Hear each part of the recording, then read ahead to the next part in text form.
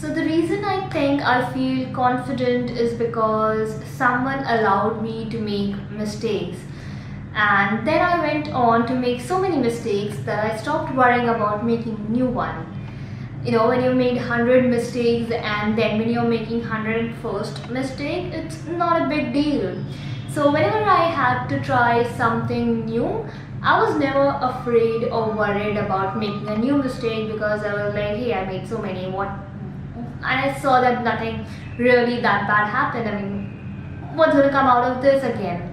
So I tried new things, and of course that helped me to grow, and I started feeling confident about trying out different things, and that's where my confidence grew. And I think today I have to try something new. I'm like, okay, let's just give it a try. I'll try my best without worrying about what if I make a mistake, what if so many people are looking at me, and what if I do something wrong. I stopped worrying about it long back.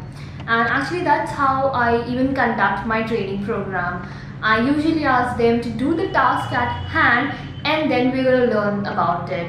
So just a few days back I was training on email etiquette, and I was teaching first year students about it. So they've never returned any email before this, but they received few emails through their college and all. So I just asked them, hey, you know how Gmail works, why don't you write an email?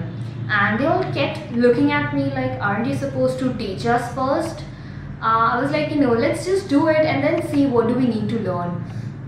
And people often find this very weird because how other people train is that they have a very structured content, they are very sure what they need to teach.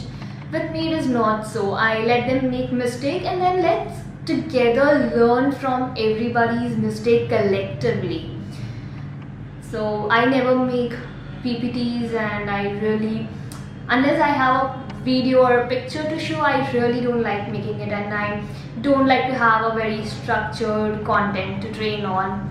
So if you look back even to with our tradition, when there were all these sant and gyani people, they used to teach under a tree. So they didn't have, okay, I'm going to teach my student these things.